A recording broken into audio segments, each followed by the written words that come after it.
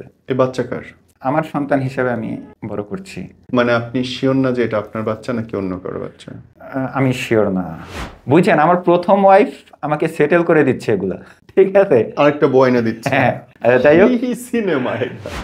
ওর মার আসল পরিচয় হলো ওর মা মানুষের কাছে হাত পাতে, ভিক্ষুক। ভিক্ষুক।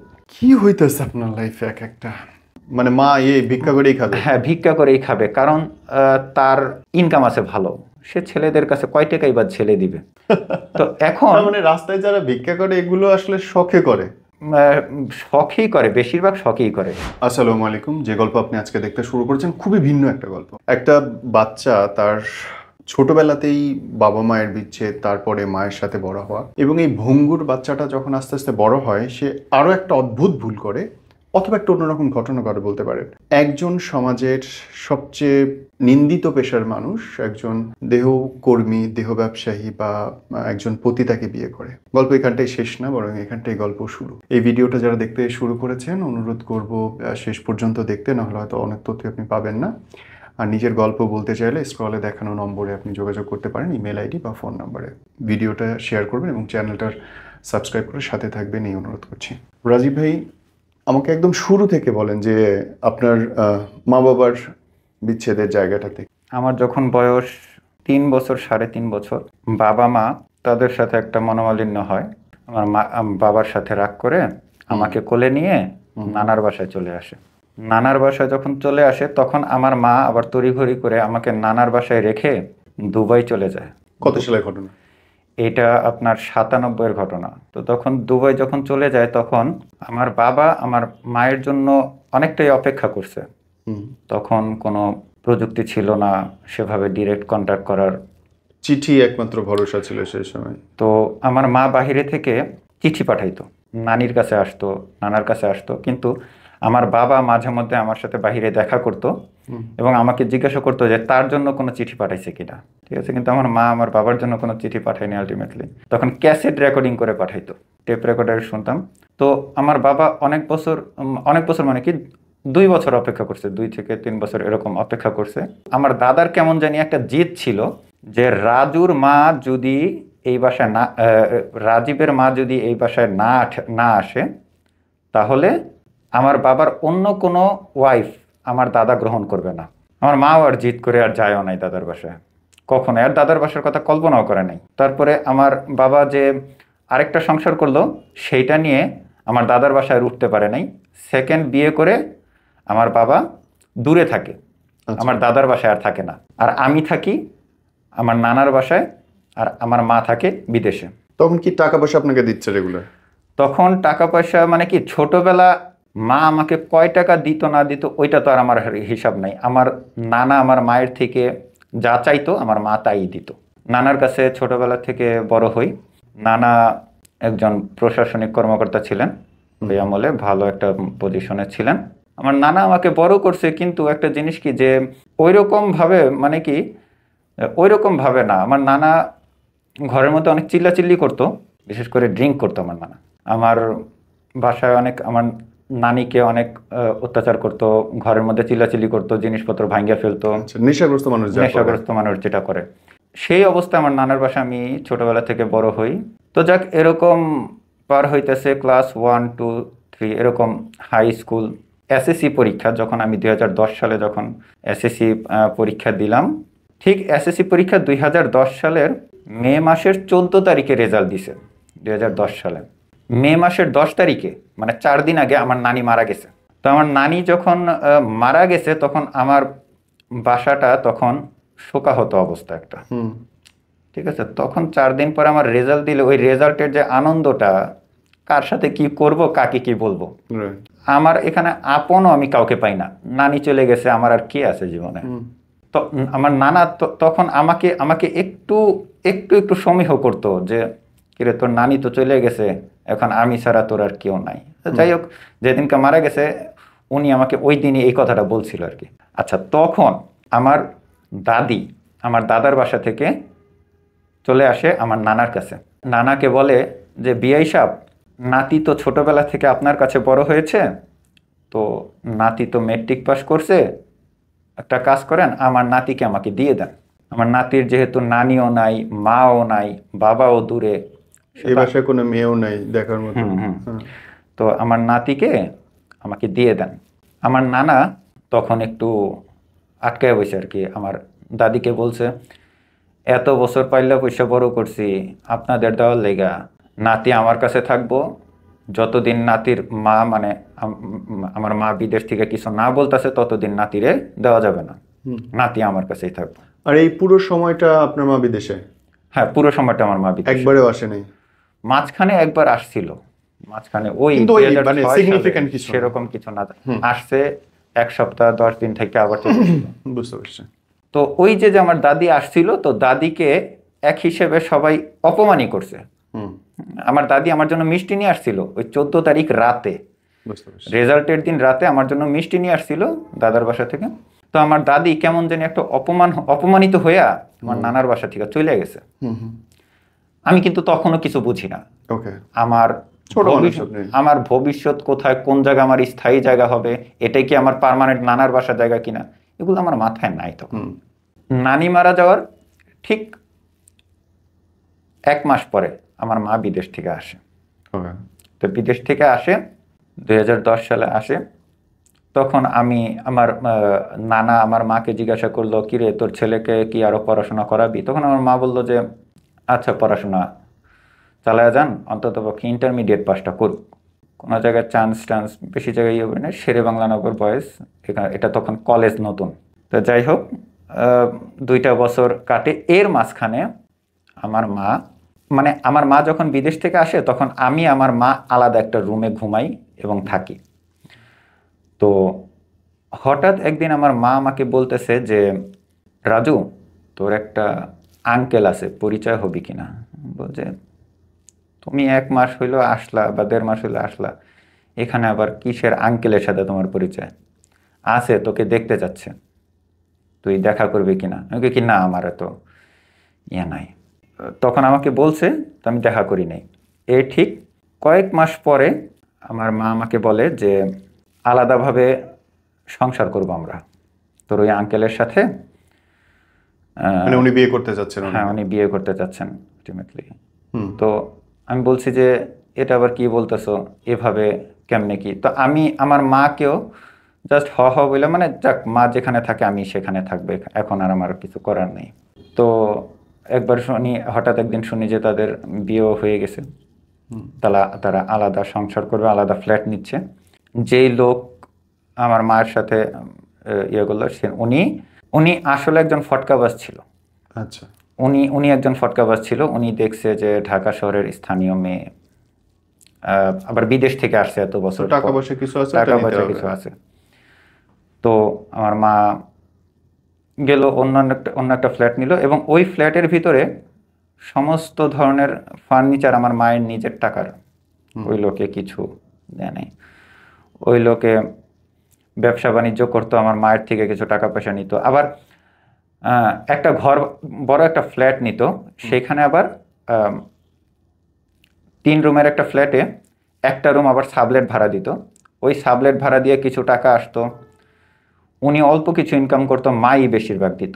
এরকম কইরা কইরা ওই লোকটা আমার মায়ের সাথে প্রায় 2টা বছর পার করছে। আমি তো জাস্ট তখনও দেখতেছি সবকিছু। এর মাঝখানে আমার 2012 সালে আমি ইন্টারমিডিয়েট পাসটা করি ঠিকঠাক মতো, ঠিক আছে। এরপরে আমার মাকে আমি বলি যে মা, একটা জাতীয় ভার্সিটিতে ভর্তি হইতে গেলে এরকম টাকা লাগবে, একটু ম্যানেজ করে দাও, পরেরটা আমি দেখতেছি। আমার মা কেমন জানি আমাকে গুরুত্ব দেয় না, তখন কেমন জানি গুরুত্ব দেয় না। কিন্তু ওই লোকে আমার মার থেকে ফুসলায়া অনেক টাকাই নিছে, কিন্তু আমি আমার মার থেকে পড়ালেখার জন্য টাকা পাচ্ছি না। আমি পড়ালেখার জন্য টাকা পাচ্ছি না, কোনো কিছুর জন্য মার থেকে আমি সাপোর্ট পাইনি। তো ফুসলা টাকা পয়সা নিছে, ব্যবসার জন্য মাকে বলছে টাকা দাও, টাকা দিছে। আবার কোন একটা কাজে জানি 2 লাখ টাকার মতো 3 লাখ টাকার মতো নিছে আমার মায়ের থেকে। নেয়ার পরে আর ওই লোকে দিতে পারে না, আর আমার মা কিছু বলতেও পারে না এখন আর। তো এটা 2013 সালের ঘটনা। তো যখন এই ধরনের ইয়ে দেখা আমার আর ভাল লাগে না। আমি এখন দাদার বাসাও পাই নাই, নানার বাসাও পাই নাই, মার কাছেও থাকবো না। আমার ভিতরে একটা জি। একটা জেদ কাজ করছে, আমি আর এখানে থাকবো না, আমার আর ভালো লাগে না। এখন এক বন্ধুর সাথে আমি এক জায়গায় ঘুরতে যাই। তো ওই জায়গায় ঘোরার ইয়েতে একটা মেয়ের সাথে আমার পরিচয় হয়। কোন জায়গাটা, কোন জেলায়? ঢাকার ভিতরেই Okay. একটা আমার আমার ফ্রেন্ড বলছে যে তুই ফ্রেশ হবি, তুই ওনার সাথে দেখা করতে পারোস। দেখা করলাম। যাক, উনি আমার সাথে ভালো ব্যবহার করলো। তো আমি কাউকে না জানিয়ে মানে ওনার সাথে আমি রাত পার করলাম আর কি। শারীরিকভাবে মিলিত হলেন আপনি? হ্যাঁ, হ্যাঁ। তখন বয়স কত আপনার? তখন আমার বয়স ধরতে পারেন 22 বছর। ওকে। উনার সাথে যে মিট করতে গেলেন, এই টাকা দিল কে? হ্যাঁ, আমার কাছে ছিল টুকিটাকি টাকা ছিল, মায়ের সাথে মার থেকে নিতাম, চাইতাম। এই খুচরা 100, 200, 500 এরকম জমাইতাম। ঈদ ছিল, ঈদের সালামি পেতাম। আচ্ছা, আন্ডারস্ট্যান্ড। আপনি কি উনার বাসায় ছিলেন? হ্যাঁ, ওই মহিলার বাসায়। ওই মহিলার বাসায় ফ্ল্যাট ভাড়া করা, তাই তো? হ্যাঁ, হ্যাঁ, হ্যাঁ, ওই মহিলা আলাদা বাসা ছিল। আচ্ছা। আচ্ছা, তো ওই রাতের পরে আসার পরে উনি আমাকে ফোন দেয় পরের দিন, আমার থেকে আমার লাইফ স্টোরি শুনতে চায়। তখন আমাকে বলে যে তুমি কি আমার কাছে চলে আসবা, আমি তোমাকে সব কিছু দিব, তোমার যতটুকু পারি আমি তোমাকে সাপোর্ট দিব, তুমি অন্তত ওই অশান্তি থেকে তুমি বের হয়ে আসো। ওকে। তো আমি পাত্তা দিই না। পরে যখন দেখি ঘরের মধ্যে এই অবস্থা, আমার আর ভালো লাগে না, আমি আবার তাকে ফোন দিই যে আচ্ছা আমি আসতেছি। উনি কি আপনার চেয়ে বয়সে বড় ছিল? উনি আমার বয়সে বড় ছিল, আমার থেকে ন্যূনতম 5 থেকে 6 বছরের বড় ছিল। মানে আপনার সাথে যখন মিট হয় তখন তার বয়স প্রায় 30? হুম। ওকে। উনি কি বিবাহিত ছিল, বাচ্চা কাচ্চা ছিল? হ্যাঁ, হ্যাঁ, হ্যাঁ। আমার আগে ওনার একটা ছেলে ছিল। ওই ছেলের বয়সই 4 বছর ছিল। মানে আপনি যখন উনার বাড়িতে রাত্রি যাপন করেন তখন? না, ওই ছেলেটা তার সাথে ছিল না। ওই ছেলেকে উনি অন্য জায়গায় রাখছে, বাট উনি একটা ফ্ল্যাট নিয়ে আলাদাভাবে থাকতো। ওই বাসায় আর কেউ থাকতো? না, ওই বাসায় আর কেউ, উনি একটা রুমে থাকতো আর কি, একটা ফ্ল্যাট। বিল্ডিংটা এরকম ছিল, পুরাটা ব্যাচেলার একটা বিল্ডিং ছিল। তো ওই 5 তলায় একটা রুম হইতো, ওই একটা রুমে একটা খাট ঢুকে উনি ওই একটা রুমেই থাকতো। ওকে। কোন এলাকা এটা? এটা মিরপুর 1 দারুস সালাম থানাটা আছে, ওই থানার আশেপাশে এক বেলতলা একটা মোড় আছে, ওই জায়গায় একটা ব্যাচেলার একটা ইয়ে আছে ওইখানে। তো আমি চলে যেতাম বারবার। এখন মা আগে যেসব আমাকে কথাগুলো বলতো আমি সহ্য করতাম, কিন্তু এখন আমাকে মা একটা কথা বললেন আমি সহ্য হয় না, গায়ে লাগে এবং আমি চলে যাই, ওনার কাছে চলে যাই। তো চলে যাই, কয়েকদিন কেমন জানি চলে যাই, এবং মায়ের সাথে আমি বড় সড়ো ঝগড়া করে একদিন চলেই যাই পুরো। আমি আমার ব্যাগ ট্যাগ গুছিয়েই চলে যাই ওই মহিলার কাছে। তো চলে যাই। এখন আমি ওনার সাথে দিন পার করি, কিন্তু একটা জিনিস কি যে আমি জানতাম সে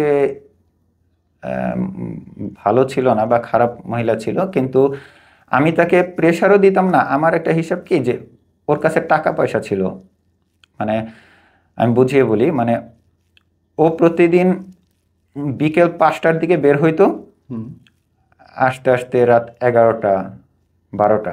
কোথায় যেত, কি করতো? ও আসতো সংসদ ভবনের এখানে, ঠিক আছে? তো এইখানে আসতো, আমি কেমন জানি সাপোর্টই দিতাম কেমন জানি, মানে আমার আমার আমার কথা হলো যে আমাকে ও পকেট খরচ দিচ্ছে, আমার কেমন জানি প্যান্ট শার্ট কিনে দিচ্ছে, আমাকে দামি দামি মোবাইল দিচ্ছে। আমার বয়সটা এগুলোই চাহিদা ছিল তখন। তখন উনি পতিতাবৃত্তি করতে যাচ্ছে, এইগুলা না, আপনার গায়ে লাগতেছে? আমার আই ডোন্ট কেয়ার, কেমন জানি আমার এরকম মনে হয়নি, লাগতেছে না। আবার রাত্রে ফিরে এসে আবার আপনার সাথে শুচ্ছে? হ্যাঁ, হ্যাঁ, হ্যাঁ, রাতে ফিরে এসে আমার সাথে। আপনার কোথাও খারাপ লাগছে না তখন? না, না, না, না, আমার তখন লাগছে না, আমার তখন লাগছে না। জি।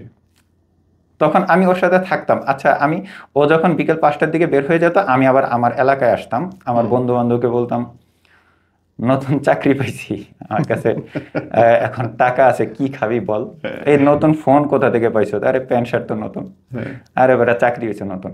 Okay. উনার প্রতিদিন ইনকাম হইতো কেমন? প্রতিদিন ইনকাম হইতো আপনার 1000-1500 প্রতিদিন ইনকাম হইতো। আচ্ছা। ঠিক আছে, প্রতিদিনই 2000-3000। একটা জিনিস কি যে আমার কাছে খারাপ লাগতো, এখন বুঝি একটা মানুষের কষ্টের টাকার মোবাইল, একটা একটা মহিলার বালা, হ্যাঁ, স্বর্ণের বালা উনি নিয়ে আসতো। ও হয়তো বা কারো বাসায়ও যাইতো কন্টাকে, সেইখানে বিভিন্ন ধরনের মনে করেন যে চিল্লাচিল্লি কইরা গ্যাঞ্জাম ট্যাঞ্জাম কইরা ওদের সাপোর্টই তো বেশি থাকবে, তাই না? মান সম্মান কে খোয়াইতে যাবে? তখন স্বর্ণের বালা টালা এরকম স্বর্ণ জিনিসপত্র এগুলা নিয়ে ও আসতো। ব্ল্যাকমেইল করতো তার মানে? হ্যাঁ, ব্ল্যাকমেল করতো, এটাই মেন কথা। তো আসতো আমি এত বেশি কেয়ার করতাম না, আমার কাছে ভালো লাগতো, আমি ওই স্বর্ণ বেচতাম, পকেটে টাকা থাকতো। তো যাক, এরকম করে আমার দিন পার হইতাছে। এসে গল্প বলতো না যে কেমনে কি করছে, নাকি জিজ্ঞেস করতেন না এগুলা? আমার আস্তে আস্তে যখন আমার মানে খারাপ লাগা শুরু করে এগুলা, আমার খারাপ লাগা শুরু করে, মায়ের জন্য আবার কান্না, মাকে ছেড়ে এলাম, আরে ঠিক আছে, আবার মায়ের জন্য কান্না, আবার নানার জন্য কান্না, নানা ছোটবেলা থেকে আমার জন্য এত কষ্ট করছে। আবার আসি, আবার দেখি আর ভাল লাগে না, আবার চলে যাই ওর কাছে। ওর তো সব পাচ্ছেন আপনি। হ্যাঁ, আলটিমেটলি সবই পাচ্ছি। তো আচ্ছা, যাই হোক, তো এরকম করে হঠাৎ একদিন শুনি যে লোকের সাথে আমার মা থাকতো, উনি একদিন বড় সড়ো একটা মানে আমার মায়ের থেকে টাকা পয়সা নিয়ে চলে যায়। চলে যাবে অবস্থা। আচ্ছা, এর মাঝখানে আমার বড় ছেলেটার কাহিনী বলি। আমার ছেলের বয়স এখন 8 বছর। মানে বিষয়টা হলো, আমি একবার রাগ করে আমার মায়ের কাছে চলে আসি, তখন আমি দূরের থেকে শুনতে পারি যে ও প্রেগনেন্ট। ওকে। ও প্রেগনেন্ট, এবং তখন ও আমাকে একটু কান্না কান্না ভাবেই বলছে, এতদিন তুই করে বলতো, এতদিন তোকে এত কিছু দিছি, এত কিছু ইয়ে করছি, এখন আমার বিপদের সময় তুই থাকবি না। আমি এই কথা শুনে আবার মনে করেন যে গলে গেছি, আবার মার সাথে ঝগড়া করে আবার আমি চলে যাই ওর কাছে। এই বাচ্চা কার? আহ, আমার সন্তান হিসেবে আমি বড় করছি তাকে। মানে আপনি শিওর না যে এটা আপনার বাচ্চা নাকি অন্য কারো বাচ্চা? আমি শিওর না। এখন ও যে কাজটা করে, এখানে আমি আপনাকে একলাই নেই বা কি বলবো। তো যাই হোক, যখন ও এই কথা বলছে তখন আমি ওর কাছে চলে গেছি। তখন মা আমাকে বলতো, তুই এই বাচ্চার পিছনে দৌড়াইস না, এই বাচ্চা তোর জীবন ধ্বংস করবে। মা এই জানতো বাচ্চা, তখন এটা? হ্যাঁ হ্যাঁ হ্যাঁ, মাও অনেক কান্নাকাটি করতো। তো আমি বলতাম যে মা, তোমার কাছে আইসাইবা আমি কি পাইতাছি, ও আমাকে অনেক কিছু দিচ্ছে। তো যাই হোক, আমি ওর কাছে আবার চলে যাই, এবং ওকে নিয়ে ওই 1 নাম্বার না থেকে আমি চলে যাই ইয়াতে, বসিলা। হুম। একটা কথা বলি, মাঝখানে ও আমাকে অনেক ধরনের অশান্তি করছে, কিরকম? অনেক অনেক ধরনের অশান্তি করছে। আমি এমন সময় আমি বলছি যে তুমি এই রাস্তা থেকে চলে আসো, আমি এতদিন বুঝতাম না, এখন বুঝতেছি, তুমি চলে আসো, আমি যতটুকু পারি, আমি আর তোমারও কিছুটা সম্পত্তি হয়েছে বা এগুলো দিয়ে আমি একটা ব্যবসা খাড়া করাইলেও কোনো রকম চলে যাবে, পাশাপাশি আমি একটা চাকরিও করব, তুমি চলে আসো, দেখা যাবে। ও মানতো না, ওর চাহিদাটা বেশি ছিল, আমি কয় টাকা চাকরি করলে ওকে কয় টাকা দিব, আমার ইনকাম দিয়ে ওর হবে না, সেই হিসেবে ও মানতো না, ঠিক আছে। আবার ও আমাকে চাইতো। তো আমি ওকে নিয়ে বসিলা চলে যাই। ওই বসিলাতে কয়েক মাস থাকার পরে যখন সময় সময় চলে আসে, 2 মাস বাকি, 1 মাস বাকি, তখনও আমার কেউ খোঁজ খবর নিচ্ছে না। হুম। আরেকটা জিনিস, আমিও কিন্তু আমার মায়ের খোঁজ খবর নিচ্ছি না, আমার দায়িত্ব আমার মায়ের খোঁজ খবর নেওয়া। আমি আমার ভুলগুলো স্বীকার করি। আমার মাকে ওই লোকটা কি অবস্থায় রাখছে আপনি জিজ্ঞেস করেন? আমি জিজ্ঞেসও করতেছি না। আমি চলে আসি, বসিলা আবার চলে আসি। তখন যখন ডেট আসে, হ্যাঁ ডেট আসে, তখন ওই যে মোহাম্মদপুর, এই যে এই টেম্পো স্ট্যান্ডে একটা ইয়া ছিল, মানে একটা হসপিটাল আছে, ওইখানে সিজারে হয়েছে। হুম। তো সিজারে বাচ্চাটা হয়েছে, তখন আমি বাচ্চাটাকে কোলে নেই, আমার খুব ভালো লাগে। যাক, আলটিমেটলি নিজের একটা বাচ্চা। নিজের একটা বাচ্চা, আলটিমেটলি আমার এই বাচ্চাকে আমি ছাড়বো না, যত কিছুই হোক। এই বাচ্চাকে আবার নিয়ে যাই, ও অসুস্থ থাকে 10 দিন, 15 থেকে 20 দিন, 15 দিন ধরেন। 15 দিন পরে ও আবার চলে যায় ওর আগের পেশায়। এই সিজার নিয়েই সে আবার পতিতাবৃত্তি হ্যাঁ হ্যাঁ হ্যাঁ হ্যাঁ, 15 থেকে 20 দিন পরে। টাকার জন্যে? টাকার অন্য জন্য, কিছু? টাকার জন্য, শখের জন্য। একটা জিনিস কি, যে আমরা না আহ, ছোট একটা রুমে থাকতে পারতাম, হ্যাঁ। ঠিক আছে? ও নিচে বিশাল বড় ফ্ল্যাট, ঠিক আছে? বাপরে, ওর ফ্ল্যাট ভাড়া মাসে 15,000 18,000। অথচ 4,000 টাকার রুমেও থাকলে আর তো আপনার থাকলে সংসার আমাদের চলে। কোনো আপত্তি হইতো না। তো ফ্ল্যাট নিচে ও এই আমার কাছে বাচ্চা ও রাইখা ও আবার ওর জায়গা মতো চলে আসতো। আবার রাত একটা, আমার কাজ ছিল বাচ্চা দেখা, ঠিক আছে? আমি বাচ্চা দেখতাম, বাচ্চাকে ঘুম পাড়াইতাম। আপনি মা হয়ে গেছেন বাচ্চা। আমি মা হয়ে গেছি, রাইতে শুধু বুকের দুধটা খাওয়াইতো। এই হলো কাজ, এরকম করে চলতেছে চলতেছে চলতেছে। তো একটা সময় শুনি যে আমার মার কাছে ওই লোকটা আর থাকবে না। হুম। তখন আমি আর পারি না নিজেকে ইয়া করতে, যে না, আলটিমেটলি আমার মাকে তো, আমার মার সাথে আমার থাকতে হবে, এই মহিলার সাথে থাইকা অথবা এখানে আমার ভবিষ্যৎটা কি হুম।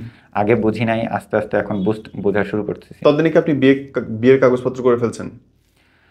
আহ, একটা জিনিস কি, যে আমি ওর সাথে কোনো কাগজপত্র হয় নাই। তাহলে কেমনে বিয়ে হইলো? ও আমার সাথে লিভ টুগেদারই করছে, হুম। যেটা করছে লিভ টুগেদারই করছে। কিন্তু ও যখন আমাকে বলে, আমি বলছি যে আমাদের যদি কাগজপত্র না হয় তাহলে কিভাবে এরকম দিন পার করবা? করতলে কাগজপত্র 15 লাখ টাকা কাবিন দিতে হবে, ঠিক আছে? তো আমি সেই ক্ষেত্রে একটু স্ক্যারি হয়ে যাই, যে আর কেউ যদি না পারে, ও পারবে আমার ভবিষ্যৎটা ধ্বংস করে দিতে। ওর সাথে বিভিন্ন ধরনের পুলিশের হাত আছে, বিভিন্ন প্রশাসনিক জায়গায় ওর হাত টাত আছে, আমার জীবনটা তছনছ করে ফেলবে। তো আপাতত যেমনে আছি এমনি থাকতে থাকি, হুম। ওর সাথে আমি পারবো না। সবকিছু মিলে আমি চিন্তা করলাম যে এমনি থাকতে থাকি। পরে আমি আমার মায়ের কাছে আবার এক রাতে আসি, তখন দেখি যে ওই লোকটার গুছানো পুরা শেষ। হুম। আমার মার থেকে ভাগবে, আমার মার থেকে ভালো টাকা পয়সা খাইছে, টাকা পয়সা ইয়া করছে, ওই লোকটা ভাগবে। আমি আমার মার কাছে আইসা আমি আর ওর কাছে যাই না। বাচ্চার কি অবস্থা না অবস্থা আমি আর কোনো কেয়ার খোঁজ করি নিচ্ছেন? না। হ্যাঁ। কেয়ার যখন করি না, তখন আমার মা আমাকে বলে, তুই বাবুবাজার ব্রিজের ওদিকে, আমার নামে তখন মামলা, ও একের পর এক মামলা দিচ্ছে। উনি দিচ্ছেন? হুম হুম হুম, উনি উনি আমার একের পর মামলা দিচ্ছে, আমাকে থ্রেট দিচ্ছে, ফোন দিয়ে বিভিন্ন ইয়াদে দিয়ে আমাকে ফোন দিচ্ছে, তুই আসবি না, তোকে আমি দেখালাম, এই বাচ্চার দায়ভার কে নিবে? হুম। মানে ও তো কাজে যাইতে পারতেছে না। হ্যাঁ, ও কাজে যাইতে পারছে না। তো আমি বলছি যে দেখো, আহ, তুমি আমাকে আর এরকম ইয়ে করো না, আমি আর তোমার কাছে আসবো না, আমার যা হয়েছে ভুল হয়েছে, এরকম এরকম কয়, আমিও তোরে দেখালাম। তো যাই হোক, আমি আমি যখন শুনতে পারছি যে ওর আবার একটা দল ছিল, হুম। ঠিক আছে? মানে একজন যদি বিপদে পড়ে না, বাকি 10 জন এগিয়ে যায়। ওই দলটা খুবই ভয়ানক ছিল, একদম মান সম্মান এলাকার পুরো মেরে ফেলবো। তো আমি যখন শুনতে পারি যে ও কয়েকদিনের মধ্যে মানে আমার এলাকায় আসবে, তখন আমি এলাকা থেকে পালাই। তখন আমি এলাকা থেকে পালাই। তখন আহ, তখন আমি চলে যাই আপনার বাবুবাজার ব্রিজের ওই পারের এলাকার নাম কি, ওইদিকে। ওইদিকে আমি একটা কারখানার কাজ টাজ করতে থাকি, মানে ঢাকা ছাড়ি, সোজা কথা। আমি দূরের থেকে শুনতে পারি ও আমার বাচ্চাকে নিয়ে আমার এলাকায় আসছিল। আমার আহ, নানা নানা আমার মামা তাদেরকে অপমান করছে অনেক, আমার মাকেও অনেক অপমান করছে, একদম রাস্তাঘাটে পুরো। তা ওদের তো আর হুম। মান সম্মান বলতে কিছু নাই, একদম রাস্তাঘাটে এরকম মান সম্মান খাইছে। তো আমি আমি দূরের থেকে শুনতেই থাকি। আমার মা আমাকে বলছে, এখানে যত কিছুই হয়ে যাক আমরা দেখতাছি, তুই আর আসিস না, তোকে সময় করে পরে, তুই আর আসিস না। আমার মা আমাকে ফোন নাম্বারও চেঞ্জ করে দেয়, কিন্তু আমি আবার কেমন জানি মোহর মধ্যে পড়ে নতুন ফোন নাম্বার দিয়ে আমি তাকে আবার ফোন দিই আমার বাচ্চার খোঁজ খবর নিতে, মেয়ে। ঠিক আছে? তা আমি ওকে ছাড়তেও পারতেছি না, আবার আমার আজীব। বংশ থেকে আমি যেতেও পারছি না, মানে আজীব। এমন একটা মায়াটানে আমি পড়ে গেছি। আমার মা আমাকে লুকায় রাখছে, হুম। কিন্তু আমার মাকে না জানায় আমি ওর সাথে আবার বসিলা দেখা করতে আসছি। আমার মা জানে না যে আমি ওর সাথে, কিন্তু তাইলে মা লুকানোর মানেটা কি ছিল? মানে ওই মানে আমার বাচ্চাকে দেখার, Okay. বাচ্চাকে একটু কোলে নেবো, একটু আদর করবো, হুম। এরকম দেখাশোনা করতে আসি। হঠাৎ একদিন ওর সাথে দেখা করতে এসে আমার বাচ্চাকে আমি কোলে নেই, এবং কোলে নিয়ে আমি বের হয়ে যাই ওর অগোচরে। হুম। দেখ আমার বাচ্চারা আমি লয়ে যাম। আচ্ছা, আচ্ছা, যখন মানে কোলে নিয়ে- লিটারেলি ভেগে গেলেন বাচ্চাকে? হ্যাঁ হ্যাঁ হ্যাঁ, আমার বাচ্চাকে নিয়ে আমি চলে গেলাম। হ্যাঁ। তখন আমি আমার বাবাকে বলছি যে বাবা, আমার বাবা, বাবার হিসাবটা এখন আসে, বাবা আমার কাহিনীর মধ্যে নাই। হুম। বাবা শোনেন, কোনো সময় তো কিছু চাই নাই, আমি এমনিতে একটু পলাতক অবস্থায় আছি, আর আমার ছেলেটাকে আমি নিয়ে আসছি, আমার মাও জানে না। আপনি যেই জায়গায় আমার ছোট মাকে নিয়ে থাকেন, আমার ছেলেটাকে নিয়ে আপনি একটু একটু বড় করে দেন, দূরের থেকে খোঁজ খবর আমি নিব, টাকা পয়সা আমি পাঠাবো, আপনি আমার ছেলেটাকে একটু একটু বড় করে দেন ভাইয়াটিয়া। আমার বাবা মূলত আমার ছোট মায়ের মানে বান্দা একজন, মানে আমার ছোট মা যেটা বলে সেটাই। মানে এমনও হয়েছে আমার বাবার থেকে বিপদে পড়ে আমি 500টা টাকা চাইছি, আমার বাবা আমার ছোট মাকে জিজ্ঞাসা করছে রাজু 500 টাকা চাইছে, তাকে দিব কিনা। আমার সেরকম বাবাও নেই। তা যাই হোক, তা আমার বাবা বলছে যে তোমার ছোট মা কি রাখবে কি রাখবে না। আমি বলছে বাবা, এখানে ছোট মাকে রাখার, ছোট মাকে আপনি আনছেন কেন? হুম।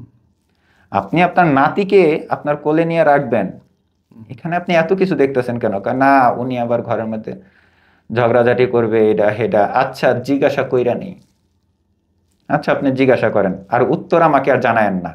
উত্তর আপনি দিলেও আমি দিব না, না দিলেও দিব না, ঠিক আছে? আপনি ছোট মার পারমিশন আপনি পইরা থাকেন, যান।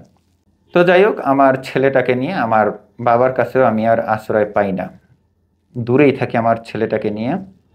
এক সময় আমার বাচ্চাটাকে নিয়ে আমি আমার মার কাছে চলে আসি, পরিবেশ যখন শান্ত হয়। এর মধ্যে কি ওরে বলছেন যে আপনি বাচ্চা নিয়ে আসছেন? ও তো জানে, ঠিক আছে, এবং ও জানে, এবং ও ওর কাজের মধ্যে আছে, তখন ও শান্ত হয়ে গেছে আস্তে আস্তে, ওর কাজে যায়, বাসায় আসে, ওরও কেমন মানে জানি না, বাচ্চার জন্য টেনশন বাচ্চার নেই? প্রতি সেরকম আর ইয়ে নাই। হায় হায়। ঠিক আছে, আমি আমার বাচ্চাকে নিয়ে আমি আমার মার কাছে চলে আসি। মায় প্রথম প্রথম একটু রাগ টাগ করে, কার বাচ্চা, কিসের বাচ্চা, তোর বাচ্চা কিনা, জানোস কিনা, হুম। এই বাচ্চা রাখতে হবে না। আমি কই কি মা দেখো, ওর দোষ। আমি ছোটবেলা থেকে এরকম আমার জীবনটা আমার মতো যেন আমার ছেলেটার ইয়ে না হয়, মানে কার বাচ্চা কি বাচ্চা এই প্রশ্নটাও দয়া করে ভবিষ্যতে আমাকে কইরো না। আমি ওর বাবা, শেষ, ফুল স্টপ, আর কিছু না। জন্ম দিলেই তো শুধু বাপ হয় না, মানুষটাই তো আসল জিনিস। তো মা প্রথম প্রথম কয়েকদিন রাগটা, পরে আমার মা আস্তে আস্তে ওকে একটু আদর যত্ন করতে থাকে, আমার বাচ্চাটাকে খাওয়াইতে থাকে, গোসল করাইতে থাকে, ইয়া করাইতে থাকে। ততক্ষণে ওই লোকটা পুরো ভাইগা চলে গেছে। হুম। আমার মায়ের নিজের টাকার একটা ফ্রিজ ছিল, ওই ফ্রিজটা সে আরেকজনের কাছে, ওই লোকের এক লাইনের একটা কাহিনী বলি। ওই লোক আমার মায়ের সাথে সংসার করত, ওনার আরেকটা সংসার ছিল, আমার মায়ের থেকে টাকা পয়সা নিয়ে তার বাচ্চাকে টাকা দিত, আর আপনার মা আপনার পড়ালেখার খরচ দিত? আমার মা আমাকে দেয় না। আচ্ছা, দুনিয়া। তো একটা সময় দেখলাম যে আমার ঘরের মধ্যে ফ্রিজটা নাই, ঘরের বিভিন্ন আসবাবপত্র নাই, আমিও কয়েকটা শখের কয়েকটা জিনিস এনে রাখছিলাম, ওইগুলোও নাই। আমি আমার এই যে প্রথম ওয়াইফ থেকে কয়েকটা মোবাইল এনে আমার মার কাছে রাখছিলাম, ওগুলো বিক্রি করে আসছে, মানে উনি এই টাইপের ছেঁচড়া ছিল। আচ্ছা, মানে যেমনে আইলো তেমনে গেল। সেও তো ফোন গহনা এগুলো তো সেও ব্ল্যাকমেল করে আনতো মানুষে। আচ্ছা, তো উনি দেখলাম একবারই চলে গেল। তখন একটা ফ্ল্যাটের ভিতরে আমি, আমার মা এবং আমার ছেলেটা। তখন আমার মা চিন্তা করলো আমি এখনো কিন্তু কোনো কামাই রোজগার ভালো মতো করি না। তখন আমার মা চিন্তা করছে আবার বিদেশ চলে যাবে, এই বয়সে সে আবার বিদেশ চলে যাবে। হঠাৎ করে আমার ছেলের একটা অসুস্থতা হয়। আমার মা আমার ছেলেকে নিয়ে সোহরাওয়ার্দী হাসপাতালে আসে। তো যখন সোহরাওয়ার্দী হাসপাতালে আসে,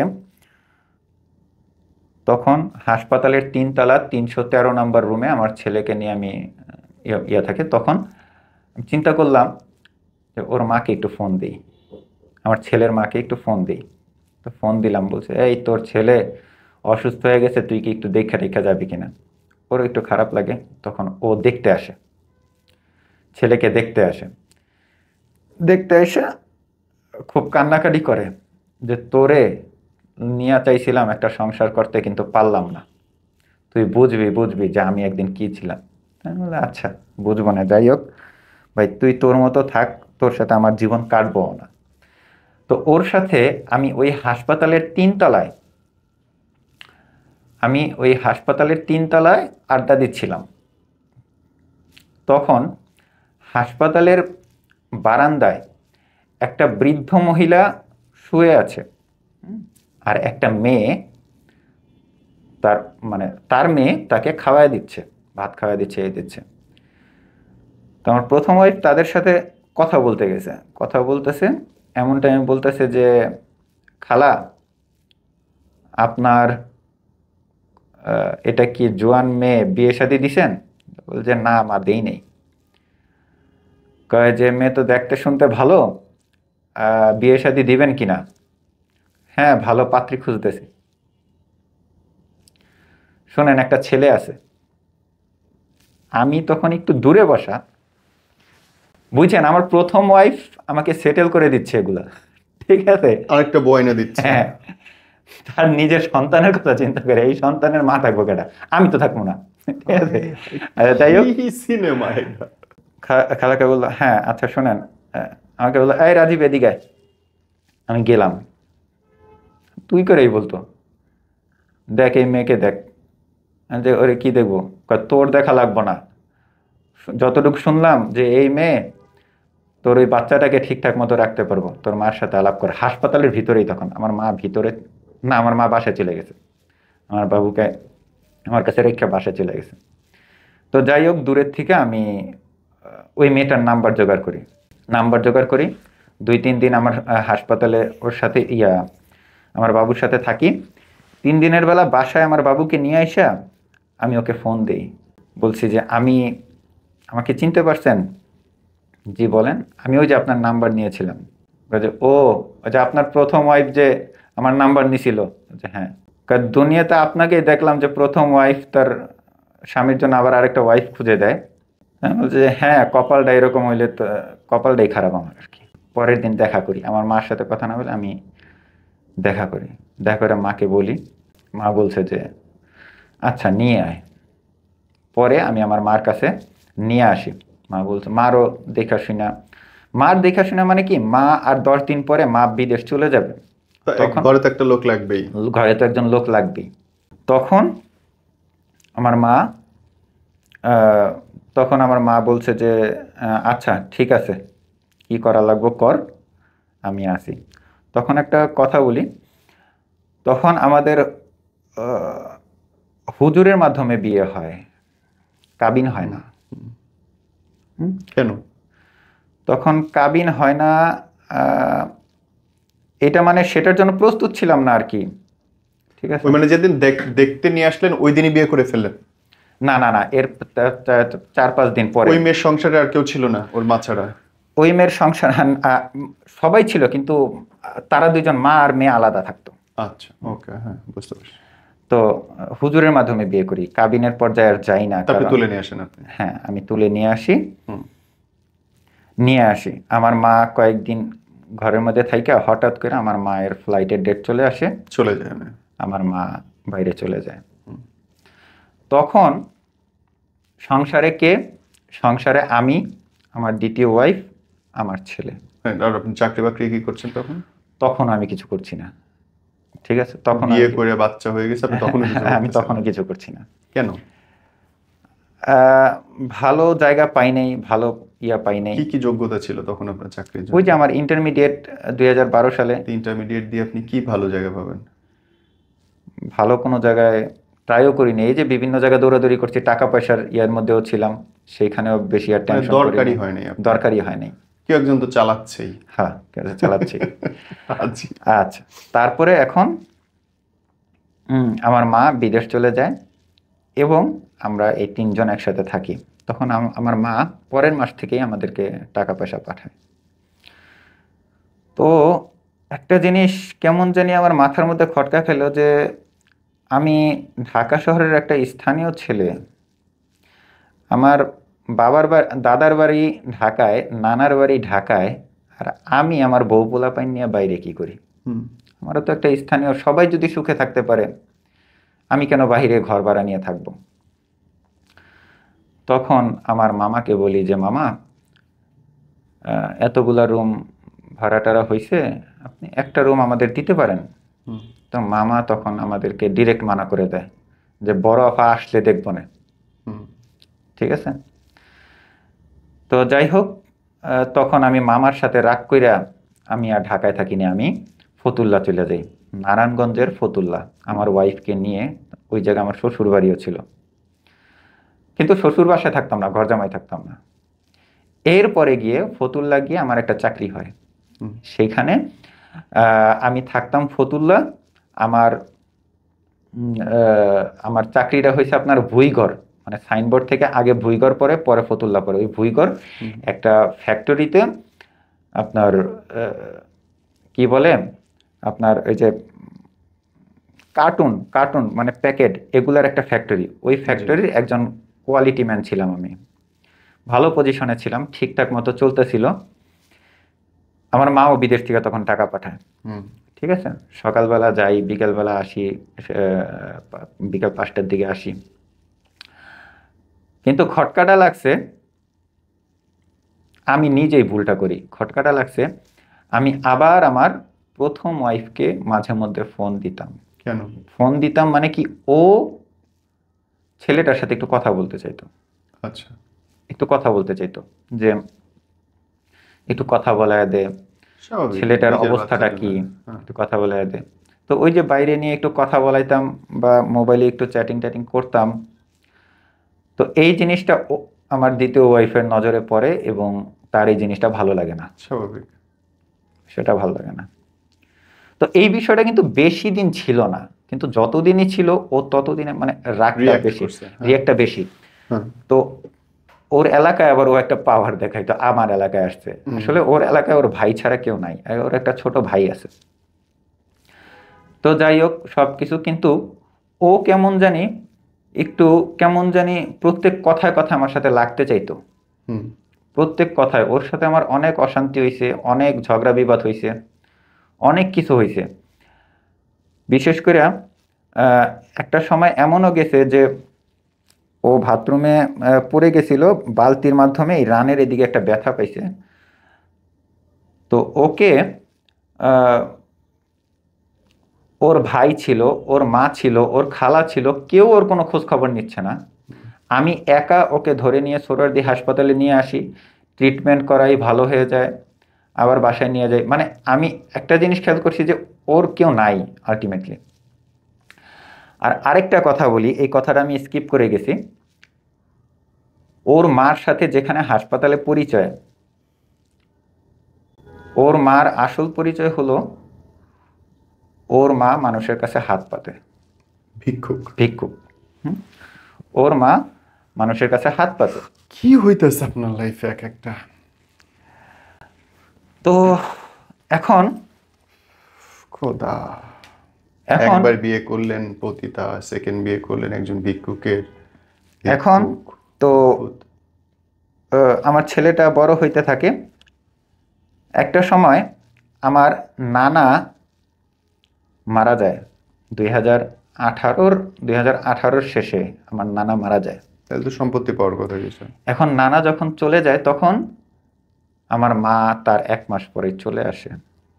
তখন সবাই যখন ভাগ বাটোয়ারায়, তখন আমার মা একটা রুম, 2টা রুম দখল করে, দখল করে সুন্দর আসবাবপত্র নিয়ে উঠে। ও আমাকে ফতুল্লা থাকতে যেই পরিমাণ অশান্তিগুলো করছে, আমি তখনও ফতুল্লায় থাকি। ফতুল্লা থাকা অবস্থায় আমার নানা মারা যায় এবং আমার মা বিদেশ থেকে এসে আমার কাছে থাকে না, ডাইরেক্ট আমার মামার বাসায় গিয়ে ওঠে। আমি তখনও কিন্তু ফতুল্লাই থাকি। তখন আমার মা আমাকে বলে যে এই মেয়ে তোকে এত অশান্তি করছে, তুই চলে আয় আমার নাতিকে নিয়ে। তো আমি আমার ছেলেকে নিয়ে আমি আমার নানার বাসায় চলে আসি, ওই ফতুল্লা ওকে রাইখাই চলে আসি। ওর তখনও ওর কোনো টিয়া জাগতেছে না যে তার স্বামী চলে গেছে বা ইয়া চলে গেছে। তখন আমার মা 1 মাস পরে বলে যে যে তোর ঘরের যেসব আসবাবপত্র এগুলো তো আমার টাকার, আমার মায়ের টাকারই, তো এই আসবাবপত্রগুলো তো নিয়ে আসা লাগবে। তা আমি বলছি যে হ্যাঁ। তো আমার মা একটা পিক আপ ভাড়া করে, পিক আপ ভাড়া করে ডাইরেক্ট আপনার ফতুল্লা চলে যায়। ওই জায়গায় ওই রুমের চাবিটা আমার কাছেই ছিল, চাবিটা খুলে সমস্ত ধরনের আসবাবপত্রগুলো আমরা পিক আপে করে নেই। তখন ও থাকে ওর ভাইয়ের বাসায়, রুমটা তালা মারা, ও থাকে ওর ভাইয়ের বাসায়। তখন ওর ভাইয়ের বাসা থেকে ও শুনতে পারে যে জিনিসপত্র সব নিয়ে যাচ্ছি। তখন ও রাস্তার মধ্যে আমাদের আটকানোর চেষ্টা করে, কিন্তু আমার মায়ের রাগটা আরো বেড়ে যায়। ঠিক আছে, বলে যে ওকে ফালায় রেখে ওরে আর গাড়িতে তুলিস না। তখন ও খুব কান্নাকাটি করে, যাক কান্নাকাটি করে ওকে ফালাই রেখা চলে আসি। তখন তখন পরিবেশটা কি আমি বলি, তখন হলো আমার দ্বিতীয় ওয়াইফ ফতুল্লায়, আমি, আমার মা, আমার ছেলে আমার নানার বাসায়। তখন ও আবার কান্নাকাটি করে, আমার ভুল হয়েছে, আমাকে নিয়ে যাও। ও আমাকে বলছে যে নিয়ে আসো। আচ্ছা, ওকে আবার আমি আমার বাসায় নিয়ে আসি। যখন নিয়ে আসি তখন তখন থেকে আমার মেইন অশান্তিগুলো শুরু। সাংসারিক অশান্তি। সাংসারিক অশান্তি মানে কি, যে ওর মা সরোয়ার্দী হাসপাতালের আশেপাশে ঘোরাফেরা করতো, ভিক্ষা করতো। এখন যখন ভিক্ষা করতো, ওদের ওরা ভাই বোন ছিল, 2 ভাই 1 বোন। প্রথমে একটা ভাই, তারপরে ও বোন, তারপরে ছোট আরেকটা ভাই। তো ওই 2 ভাই বিয়ে করছিল, কিন্তু ওই 2 ভাই অনেক চেষ্টা করেও তাদের মাকে তাদের কাছে রাখতে পারে নাই। তো কেন? মানে মা ভিক্ষা করেই খাবে? হ্যাঁ, ভিক্ষা করেই খাবে, কারণ তার তার ইনকাম আছে ভালো, সে ছেলেদের কাছে কয় টাকাই বা ছেলে দিবে। ঠিক আছে, তো এখন মানে রাস্তায় যারা ভিক্ষা করে এগুলো আসলে শখে করে? শখেই করে, বেশিরভাগ শখেই করে। ঠিক আছে, এখন আপনি দেখলে বুঝবেন যে কে ভিক্ষুক, আপনি এক নজরে দেখলে আপনি বুঝবেন। তো যাই হোক, ওর মার একটা সমস্যা ছিল। ওর মার সমস্যাটা আমি বলি, ওর মা 2টা পায়ের 2টা সমস্যা ছিল। আর আমার ওয়াইফ আগে তাকে নিয়ে এইভাবে ঠেলতো, এইভাবে কাজটা করতো। তো যাই হোক, এখন আমার ঘরে ও সংসার করতেছে। এখন বলছে যে না, মানে কেমন জানি প্রত্যেক সপ্তাহে 2 বার কইরা ওই ওর মার কাছে আসতো। ঠিক আছে, আমি কোনো কিছুতে ওকে মানা করতে পারতাম না। প্রত্যেক সপ্তাহে 2 বার করে ওর মার কাছে আসতো। তো এখন একটা জিনিস কি, যে আপনি মানে একটা মেয়ে আর কতদিন একটা সৎ ছেলেকে লালন পালন করবে, তারও তো একটা সন্তানের, তাকে যদি একটা সন্তান দেওয়া যায় তাহলে হইতে পারে সে সাংসারিক ইয়াটা বুঝবে। তো 2020-এর প্রথম দিক দিয়ে আমাদের একটা সন্তান দেয়, একটা ছেলে সন্তান। ওই ছেলে সন্তানটা 7 মাস পর 4 মাস পর ওই ছেলে সন্তানটা আপনার বুকে হার্টের মধ্যে একটা ছিদ্র নিয়ে জন্ম হয়েছিল। তো 4 মাস পর ওই ছেলে সন্তানটা আমার মারা যায়। মানে এক রাতে 8টা হসপিটাল ঘুরছিলাম। তো আমার মা তো কোনো সন্তানই, এমনি প্রথম সন্তানকে তো আমার মা দেখতে পারতো না, পরে দ্বিতীয় সন্তান আসলো, এটাকেও আদর করা শুরু হয়েছিল। তখন এই যে বিভিন্ন হাসপাতালে ঘোরাফেরা করার পরেও ওকে আর বাঁচানো যায় নাই। 2020 সালের যেই দিন থেকে করোনা অ্যানাউন্স হয় তার 1 সপ্তাহ আগে আমার ছেলেটা মারা যায় আর কি, 2020 সালের মার্চ মাসের দিকে। তো ওই ছেলেটা যখন মারা যায়, আমার দ্বিতীয় ওয়াইফটা পাগল হয়ে যায়। মানে আমার দ্বিতীয় ওয়াইফ বলে যে আমি বলি যে তুমি তাকে কবর দিবে কোথায়? ছেলেকে বলছে যে তার এলাকায় দিবে। যাক, ও যেটা বলতেছে আমি কিন্তু সেটাই মেনে নিচ্ছি। তো যখন ইয়ে হয়ে যায়, তখন পাগল হয়ে যায়, তখন ওর আমার ঘরে পলায়ন শুরু হয়, মানে বারবার ও আমার ঘর থেকে পলায়া যাচ্ছে। 2021 সালের রমজান মাসের প্রথম রমজানের দিন, কই যায় পালায়? কি বলবো ভাইয়া, ও যে কই যায় এটা আমি জানি না। ও, আমি সেহরি খাইছি একসাথে, তার 1 ঘন্টা পরে আমার ঘর থেকে ও নাই, ও আমার ঘরের মধ্যে নাই, ও পলায় গেছে গা। কোথায়? কোথায় গেছে? ও ওর ভাইয়ের কাছে চলে গেছে। ও ওর ভাইয়ের কাছে চলে গেছে। ভাইয়ের কাছে ফোন দিছি, ভাইয়ের কাছে নাই। হঠাৎ একদিন ওর আমার মোবাইলে একটা ফোন আসে, মানে ও যে মিথ্যা কথা বলতেছে এবং মিথ্যা একটা নাটক বানাইতেছে, এগুলা শুনলে আপনি অবাক হয়ে যাবেন। এগুলা সব রেকর্ড আছে আমার কাছে। ও নাকে হাত দিয়া আমার সাথে কথা বলতেছে। আমি সোনিয়ার বান্ধবী বলছি। সোনিয়াকে আহ, তুইলা নিয়ে গেছে। কোথায়? ডাকাত দল তুইলা নিয়ে গেছে, ইন্ডিয়াতে পাচার করে দিবে, তার থেকে কিডনি মিডনি রেখে দিছে। কি সব আজিবাজি যে কথাবার্তা! নেশাগ্রস্ত ছিল? না না না না, ও ও বুঝতো না। মানে ঠিক আছে, মানসিক ভারসাম্যহীন হয়ে গেছে। মানসিক ভাবে একটু, ওই যে বাচ্চাটা মারা যাওয়ার পরে। Understood, understood.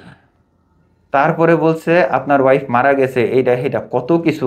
তো এইগুলা তো আমি হজম করতে পারবো, আমার ফ্যামিলি তো, আমার মা তো আর এগুলো বুঝবে না। তো আবার আসছে ও 20 দিন 25 দিন পরে, করোনা পুরা ঢাকা শহর তখন লকডাউন, বাহিরে বের হলে আর্মিরা মনে করেন দাবরানি দিতেছে। আমাকে বলছে আমি গুলিস্তান আছি, আমাকে নিয়ে যাও। আমি গুলিস্তানে গেছি। গুলিস্তানে একটা দোকানের পাশেও ছিল, তোমার নাকি কিডনি নিয়ে গেছে, আমাকে দেখাও। তো না, এখন রাস্তাঘাটে, আচ্ছা একটা দোকানের শাটার, আমাকে বললাম দোকান শাটারটা খুলেন একটু ভিতরে ঢুকবো, আমার ওয়াইফ, এখন দেখাবো। না তোমাকে দেখাবো কেন, এটা ভালো হয়ে গেছে, এখন তুই বুঝতে পারবো না। ও মানে রিয়েলি ও একটা ব্যান্ডেজ কইরা ইয়া কইরা আসছে, আমি সরাই দেখি না কিছুই হয় নাই। ভাই এই মিথ্যাগুলো তুমি না বললেও পারতা, তোমাকে সব দিক দিয়ে প্রোটেক্ট করবো আমি, তুমি এই মিথ্যাগুলো না বলতেও পারতা। তো যাই হোক, বাসায় আবার নিয়ে আসি। প্রত্যেক সপ্তাহে ও 2 দিন করে ওর মার কাছে চলে যায়। কিসের জন্য? ওর মা যেই ভিক্ষাবৃত্তিটা করতো, সেখানে ওর মাকে শুয়ে গোসল করানো লাগতো, কাপড় চোপড় বদলে দেওয়ার জন্য লাগতো। ও আমাদের কাছে না বলে, আমাদের কাছে না বলে মানে কি, যে আমাকে কখনো জিজ্ঞাসা করতো না যে আমি কি যাব আমার মার কাছে। না, এই শোনো, আমি আজকে বিকাল 3টার দিকে আমার মার কাছে যাচ্ছি, মানে যাচ্ছি, আমাকে কোনো প্রশ্ন করছে না, ইচ্ছে মতো যাচ্ছে, আবার বিকালবেলা আসতেছে, আবার যাচ্ছে, আবার বিকালবেলা এখন আসতেছে। অবস্থাটা কি আপনার? আমি বলছি, তো এখন ও ওইভাবেই ইয়েগুলো করে। তো ও কোনো সময় এর মাঝখানে আমার মায়ের হয় বড় একটা সমস্যা। মায়ের, আমার দুইটা কিডনি সমস্যা। ঠিক আছে, বাইরে থাকতে আমার মায়ের একটা সমস্যা ছিল, অনেক টাইপের ওষুধ খাইতো। তো বেশি ওষুধ খাইতে খাইতে মায়ের 2টা কিডনি শেষ একদম। তো আমার মাকে নিয়ে আমি আর আমার মামা খুব টেনশনের মধ্যে আছি। তো মা আমার কিডনি হাসপাতালে, যে শ্যামলী কিডনি হাসপাতালে ডায়ালিসিস নিচ্ছে। তো আমরা আবার বিভিন্ন জায়গায় রক্তের যোগান করি, বুঝতে পারছি। বিভিন্নভাবে দৌড়াদৌড়ির মধ্যেও আছি। তো এখন, তো হঠাৎ একদিন ও, মানে কোন একটা ইয়েতে, মানে আপনি একটা মেয়ে মানুষ যদি মানে অতিরিক্ত পরিমাণে তার মায়ের কাছে যায়, তাহলে কিন্তু তার সংসারের প্রতি আর ওই জিনিসটা থাকে না। আর এর মাঝখানে 2022 সালে দিকে আল্লাহ তাআলা আমাদেরকে আরেকটা মেয়ে সন্তান দেয়। হুম। আমার ওই মেয়ের বয়স এখন 2 বছর। তো একটা মেয়ে সন্তান দেয়। তো ওই মেয়ে সন্তানটা হওয়ার পরে, ঠিক তার 3 থেকে 4 মাস পরে ও ওর খালার বাসায় যায়। ওর 2জন গার্জিয়ান আছে, গার্জিয়ানের পরিচয় দিচ্ছি। ও ওর খালার বাসায় যায় এবং খালার বাসা থেকে ও উধাও হয়ে যায়, হুম। বাচ্চাকে নিয়ে নাই হয়ে যায়। তো এরকম যখন বারবার পলাচ্ছে, এরকম যখন বারবার ও ওর মার কাছে যাচ্ছে, তখন কিন্তু আর ওর সংসারের প্রতি আর সেই টানটা থাকছে না। আরেকটা জিনিস, আমার বড় সন্তানকে কিন্তু যত কিছুই বলুক, ও কিন্তু ওই আপন সন্তানের মতো কইরা দেখে না। আগে দেখতো, হুম। 2020-22 সালে যখন তার গর্ভে সন্তান আসে নাই, তখন আমার ছেলেটাই তার জান প্রাণ ছিল, কিন্তু এখন আর না। তো দেখে না। এখন এরকম আমাদের সংসার থেকে বারবার যাওয়া আসা করে, তো ওর আর মনটা টিকে না। তো ও কথায় কথায় ও আবার আমার আমার মেয়ের ফার্স্ট বার্থডেতে ও আমার মেয়েকে নিয়ে চলে যায় আপনার ফতুল্লা চলে গিয়া ওর ভাইয়ের বাসায় বিশাল বড় প্যান্ডেল করে, সেখানে জন্মদিন পালন করে, কিন্তু বাবা নাই, মানে আমি নেই, আপনার দাওয়াত দেয়নি? আমাকে দাওয়াত দেয় নাই আলাদাভাবে। 10 দিনের জন্য কক্সবাজার চলে যায় তার ভাই মামার সাথে। আচ্ছা, এবার ভাইয়ের মামা? না না, মানে তার মামার সাথে, মামাদের সাথে? মামাদের সাথে চলে যায় এরকম। তো এইবার এরকম দেখতে দেখতে দেখতে দেখতে আমি এই বিষয়গুলো টানছি যে শেষের দিক দিয়ে বলবেন যে মানুষ আর কতটুকু সহ্য করতে পারে। তো ও কি করলো, আহ, আমার ছোট মেয়ে একদিন অসুস্থ।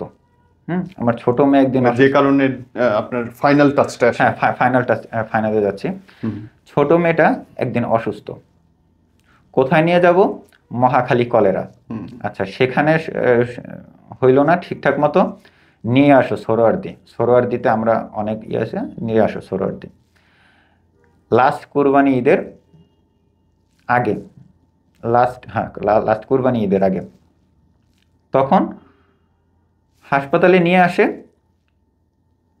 হ্যাঁ, ডাক্তার বলছে যে এই থেরাপিগুলো দিলে আপনার মেয়ের পেটটা ভালো হয়ে যাবে, এখানেই থাকেন, আপনাদের কিন্তু ছুটি দেওয়া হবে না সহজে। আচ্ছা, আমি আমার মেয়ের সাথে 5 দিন থাকি। 5 দিন পরে এখন আমি আবার কিন্তু ডেলিভারির কাজ করতাম, আমি 2 বছর ধরে ডেলিভারির কাজ করি। ঠিক আছে, তখন আমার পকেটে টাকা পয়সাও একটু আস্তে আস্তে কমতে থাকে। তখন আমি বলছি যে তুমি, আমার পকেটে যেহেতু টাকা পয়সা কমে যাচ্ছে, ডাক্তার থাকতে বলতেছে তুমি আমার মেয়ের সাথে থাকো, বাসায় আমার অসুস্থ মা আছে, আমার বড় ছেলে আছে, তুমি থাকো, আমি দূরের থেকে টাকা পাঠাবো, বিকাশ দিয়ে বা যেভাবে হোক আমি তোমাকে টাকা পয়সা পাঠাবো, তুমি চিন্তা করো না। আচ্ছা ঠিক আছে। চলে যাওয়ার পরে দূরের থেকে ফোন দিই, মেয়ে কি বলছে, ডাক্তার কি বলছে, আর কতদিন? বলছে যে হ্যাঁ, ডাক্তার তো বলছে ঈদের পরে, মানে ঈদের 10 দিন আগে বলতেছে, তার মানে কি তুমি আরো 10-15 দিন থাকবা? আচ্ছা ঠিক আছে, থাকো, সমস্যা নেই। ও যখন চলে যায় তখন কিন্তু ও আমাদের ফ্যামিলি সম্বন্ধে সামান্য কেয়ার করে না। আমার বড় ছেলেটা কিভাবে স্কুলে গেল, কিভাবে শাশুড়ি রান্না বান্না করলো, কিভাবে কি করলো, এগুলো কিন্তু ও কিচ্ছু কেয়ার করছে না। আমার মা কিডনি 2টা সমস্যা, তো হাতের মধ্যে একটা ফেস্টুলা করা আছে। হ্যাঁ, আপনার এই জায়গায় ধরলে অল টাইম এখানে ভাইব্রেশন করে, এরকম একটা মোটর আছে, 24 ঘন্টায় ভাইব্রেশন করে। তো ওই হাতটা নিয়ে আমার মা যখন রান্না বান্না করছে, কাপড় চোপড় ধুইতেছে, তখন কিন্তু যতই এগুলো করছে তার ছেলের বউয়ের প্রতি কিন্তু ততই একটা আক্রোশটা বাড়তেছে দিনের পর দিন। আমি কিন্তু ওকে আমার পুরো বংশ থেকে আলাদা করে রাখছি যে না মা, যত রাগ তুমি আমার উপরে উঠাও, আমার ও একদিন না একদিন বুঝবে। তো ও যখন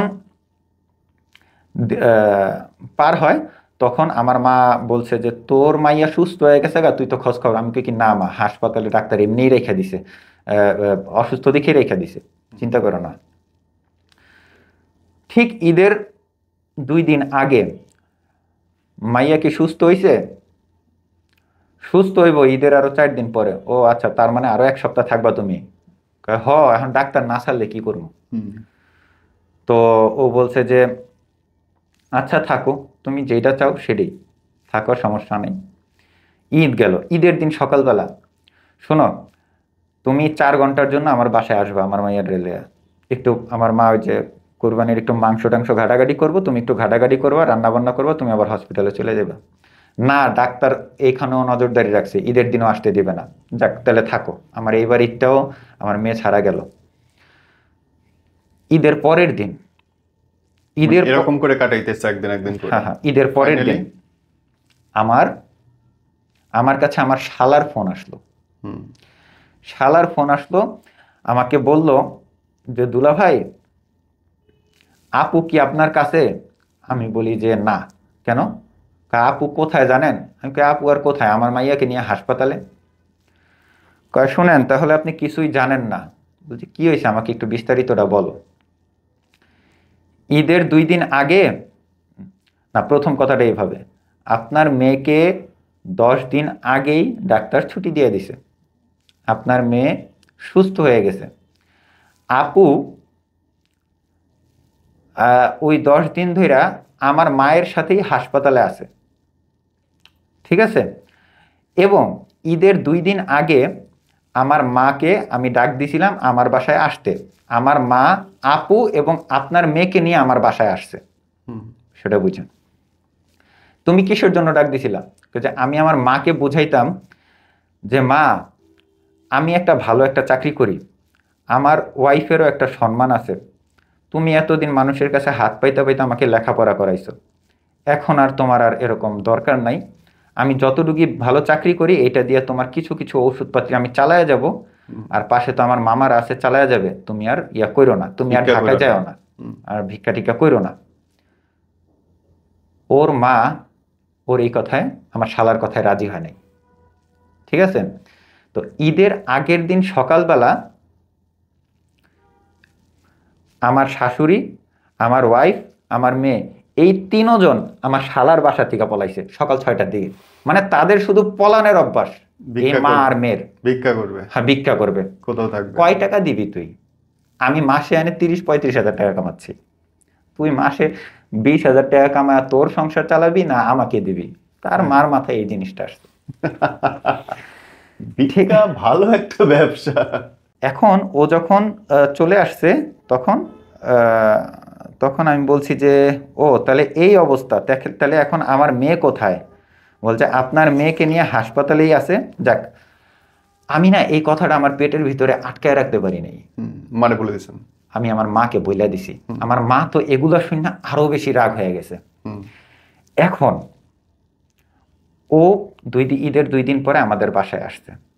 এখন স্বাভাবিক আমার মা ওর সাথে React রেগে করছে। যাবেই, কিন্তু ও উল্টা আরো রাগ দেখাইতেছে। মানে আমার মাও রাগ দেখাচ্ছে, ও রাগ দেখাচ্ছে, আমি মাঝখানে নিউট্রাল হয়ে বসে আছি, যেখানে আমারও একটু রাগ দেখানোর কথা, আমার তো কোনো দামই নেই, দোনোজনই চিল্লাচিল্লি করছে। তো যাই হোক, এখন আমি ওকে বলছি যে ভাত খাও, ও ভাত আর খাচ্ছে না। ওর একটাই নিয়ত, ও এখন এখানে থাকবে না, চলে যাবে, ডিরেক্ট চলে যাবে, ও আর থাকবে না।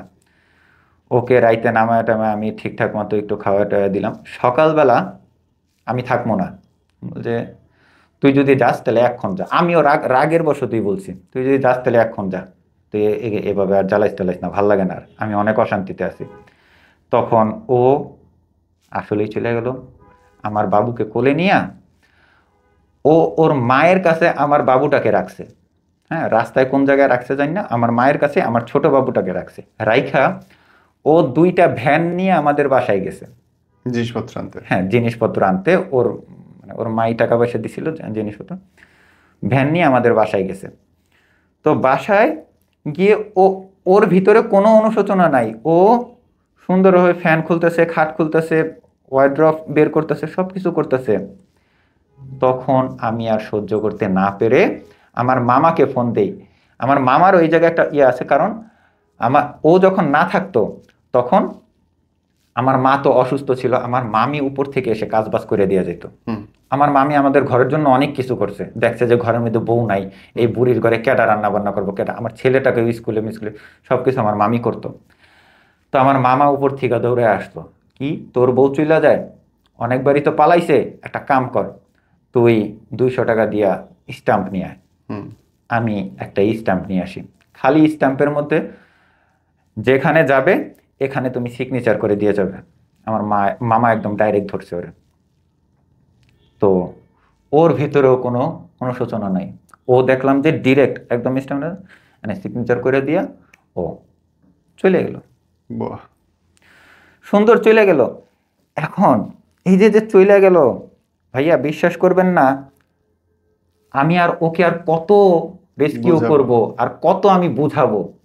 দেখ, তুই আমার দ্বিতীয় ওয়াইফ, তোর ঘরে আমার 2টা সন্তান, একটা আল্লাহ নিয়ে গেছে, আরেকটা দিছে। 7টা বছর পার হয়ে গেছে, 7 বছর, আমার সেকেন্ড ওয়াইফের সাথে 7 বছর, 7টা বছর পার হয়ে গেছে, তোকে এত ইয়া করছি, এখনই তোর যাওয়া লাগে? ঠিক আছে, মানুষের সংসারে শ্বশুর থাকে, শাশুড়ি থাকে, ননদ থাকে, শালি থাকে, অনেক কিছু থাকে। আমার মা ছাড়া আমার সংসারে কেউ নাই, এইটাও তো তুই দেখবি। আর আরেকটা জিনিস, তোর থেকে আমার পজিশন অনেক গুণ ভালো, কিন্তু আমি বিশেষ করে সেরকম দাম্ভিকতা দেখাই নাই। আমি তোর পরিচয়টা কাউকে দেই নাই, তোর মায়ের পরিচয়টা আমি কাউকে দেই নাই। এই সন্তান দুইটার দিকে তাকায় তুই থাকতে পারতি আমার সংসারে। চইলা গেল। চইলা যাওয়ার পরে ওর মামাকে ফোন দিলাম, ওর দুইজন গার্জিয়ান মেন, কেউ কেউ তো রেসপন্স করবে না এই একজন সময়। গাবতলী থাকে, একজন আগারগাঁও থাকে, খালা। এই দুইজনকে অনেক বোঝানোর চেষ্টা করলাম, দেখেন আপনার মাইয়ারে আপনারা ফেরত আনেন, এটা এটা। তারা তো মানে আপনি যদি আপনার কাহিনী বলেন তার নিজেকে পজিটিভ রেখেই বলবেন, রাইট। ঠিক আছে, আমার জামাই আমার এমনি অত্যাচার করছে, এমনি শাশুড়ি এরকম অত্যাচার করছে, এইটা সেটা। তারা আমার কোনো কথা শুনতে চাচ্ছিল না, ঠিক আছে। তো অনেক রিকোয়েস্ট করার পরেও তারা এখন আর মানতে চাচ্ছে না। তো এখন পজিটিভ দিকটা হলো যে অনেক চেষ্টা মেষ্টা করার পরে, সত্যি কথা বলি, তখন এই যে আপনার এই যে জুলাইয়ের 5ও চলে, আগস্টের 5ও চলে, দেশের অনেক ধরনের ইয়াটিয়া। এই অবস্থায় আমি সাইকেল নিয়ে ওকে বের হই খুঁজতে। আমি শুনছি ও আমার মেয়েকে নিয়ে আগারগাঁও একটা বাসায় আছে, কোন একটা জায়গায় আছে শুনছি, এই জায়গায়। আমি রাস্তাঘাট আমার ওয়াইফকে আমি খুঁজি, আমার ওয়াইফ আমার কিন্তু বাসার কেউ জানছে না। আলটিমেট আমার বাসা থেকে বলতেছে আরেকটা বিয়ে করো। ভাই, মানুষের বাসায় বিয়ে কয়টা হয়, মানুষের জীবনে বিয়ে কয়টা হয়? এবং তারপরে আপনি বিয়ের যে কপাল আপনার। হ্যাঁ, এখন আমি বলছি যে আমার এই ওয়াইফকেই আমি নিয়ে আসবো, কিন্তু আমার পাইছেন কি মা ফাইনালি খুঁজে? শেষ পর্যন্ত ওকে আমি মানাইতে পারছি। আমার মানুষকে আর মানানো দরকার পড়ে না, আমি মামাকে ফোন দিতাম, আমি ওর খালাকে ফোন দিতাম, ওকে আমি ফাইনালি বোঝাইতে পারছি যে দেখ, এখন আমায় একদম সমস্যার মধ্যে পড়ে গেছি। আমার মা মরে গেলে তুই আমার ঘরে এসে লাভ নেই। আমার আমার মা শরীরে অসুস্থ, আমার বড় ছেলেটাকে তুই চিন্তা করলি না, তুই তোর কোলের মেয়েটাকে নিয়ে তুই বের হয়ে গেলি, ঠিক আছে। এমনকি ফিরছে সে? আমি নতুন চাকরিতে ঢুকি, নতুন চাকরিতে আমার মনোযোগ না, আমি পুরো পাগল হয়ে গেছিলাম।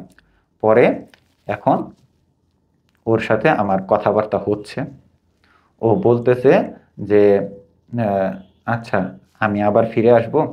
বিশেষ করে একটা জিনিস কি, যে ওর মায়ের একটা বড় সমস্যা ধরা পড়ছে, ওর মাকে হাসপাতালে নিতে আনতে হয়, সেজন্য ও একটা উসিলা দেখে ও আমার সংসার থেকে বের হয়ে গেছে। মানে বিশেষ করে ও ওর মায়ের প্রতি অ্যাট্রাক্টেডটা বেশি। আরে ভাই রে, তোর মাকে দেখার জন্য দুইটা ছেলে সন্তান আছে, একটা ছেলে সন্তান এখানে আর বড় সন্তান কুমিল্লা থাকে, তারা কোনো ইয়া করতেছে না, তুই আমার সংসারের মানুষ হয়ে তুই আমার সংসারের কথা তুই চিন্তা করবি না, ঠিক আছে। তো আমি বলতে যাচ্ছি যে আমার ছেলের একটা ভবিষ্যৎ আছে, আমার মেয়ের একটা ভবিষ্যৎ আছে। তুমি যদি চিন্তা করো যে তোমার মেয়েকে তুমি এইভাবে বড় করবা, এইভাবে বড় করবা, এত টাকা পয়সা কামাইবা, না।